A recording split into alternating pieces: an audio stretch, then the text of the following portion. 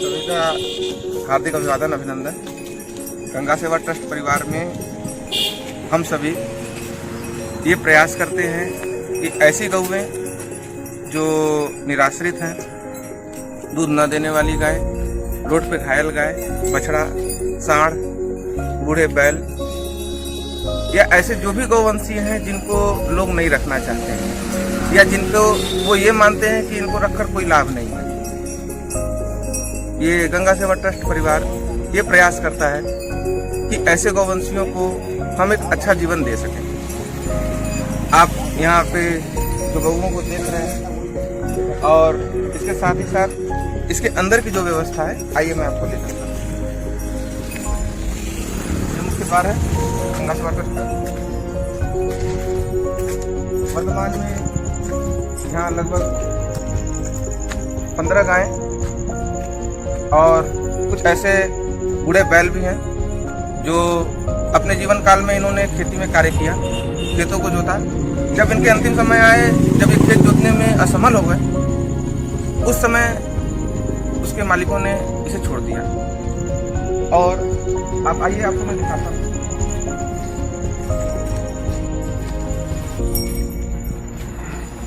ये वो बूढ़ा बैल है जो आज अपने जीवन के अंतिम चरण में है। यह वो गाय है जो एक समय के बाद बैठने में उठने में इन्हें दिक्कत होती थी। आज यहाँ गौशाला में इनके खाने पीने, रहने और चिकित्सा की पूरी व्यवस्था हो रही है। इधर आइए। ये एक बूढ़ी गाय है जिसके मालिक ने इसे दूध जब इसका देना बंद हो गया तो इसे छोड़ दिया। आज यहाँ पर ये है और अपनी व्यवस्था के साथ है, स्वस्थ है। ये बछड़ा है और ये गौशाला में तो स्वस्थ गायें भी रखी गई हैं ताकि जो गौसेवा का कार्य करते हैं या गौसेवा से संबंधित हैं उनके लिए समय समय पर चाय पानी या दूध की व्यवस्था हो सके। साथ ही साथ यहाँ पे एक बछिया भी है, इसे देख सकते हैं। और ये वो बैल है जिसके मालिक ने इसको छोड़ दिया। ये सारी व्यवस्था जो आप देख रहे हैं, ये एक महान आत्मा स्वर्गीय श्री किशोरीलाल अग्रवाल जी के पुनीत विचारों से प्रेरित है।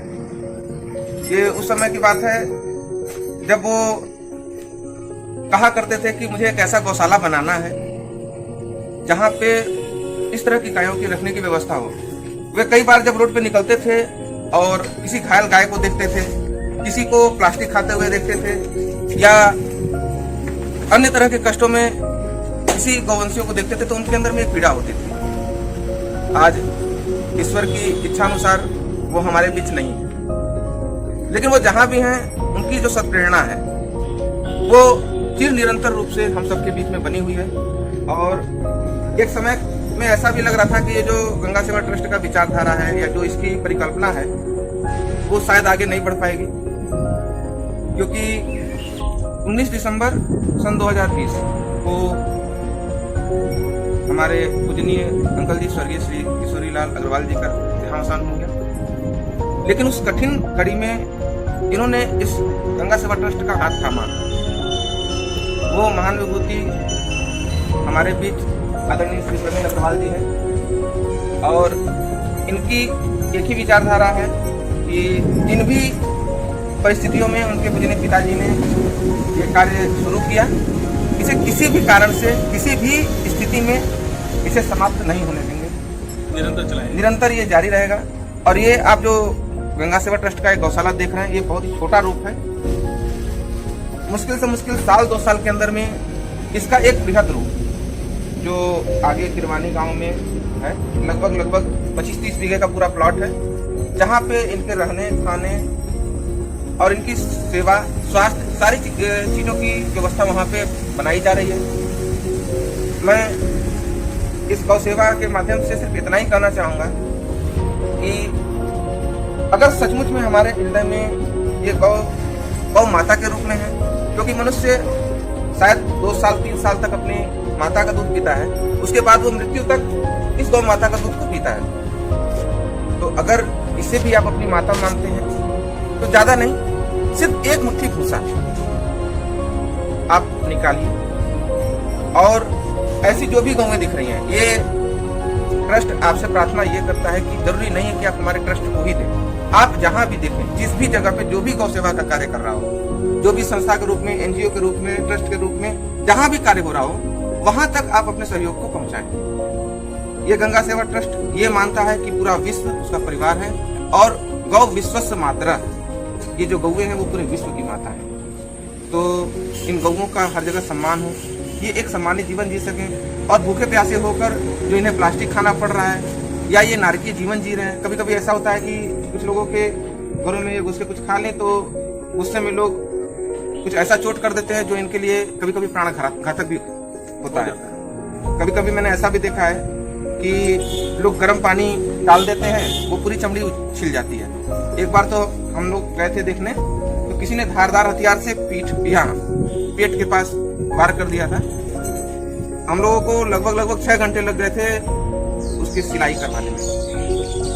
तो मैं प्रार्थना इतना ही करना चाहता हूँ कि जो हम मृत्यु के समय इन गौओं की पूंछ को पकड़कर ये कहते हैं कि ये हमें वैतरणी पार कराएगी, तो हम जीते जी क्यों ना पकड़ लें।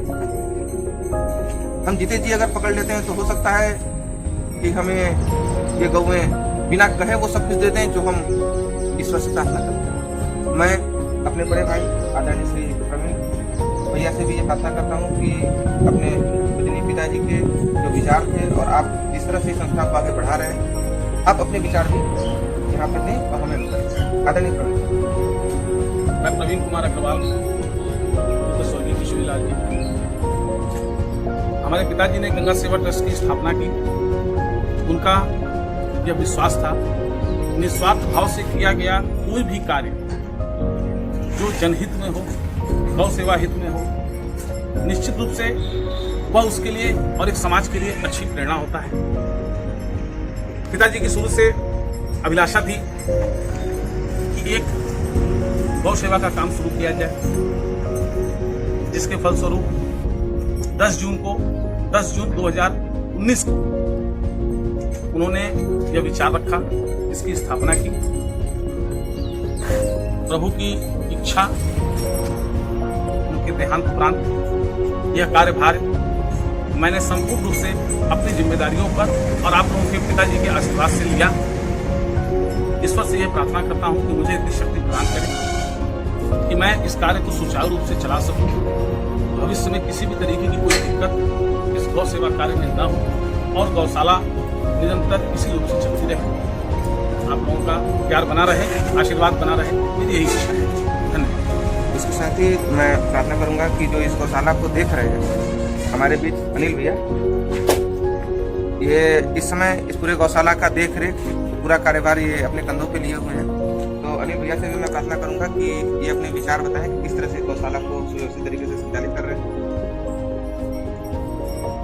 ये गौशाला हमारे जितने सदस्य मिल करके चला रहे बहुत अच्छी चीज है, और इसको हम लोग अपना ये प्रण भी बना लिया है कि जब तक तन बल चलेगा तब तक हम लोग चलाते रहेंगे।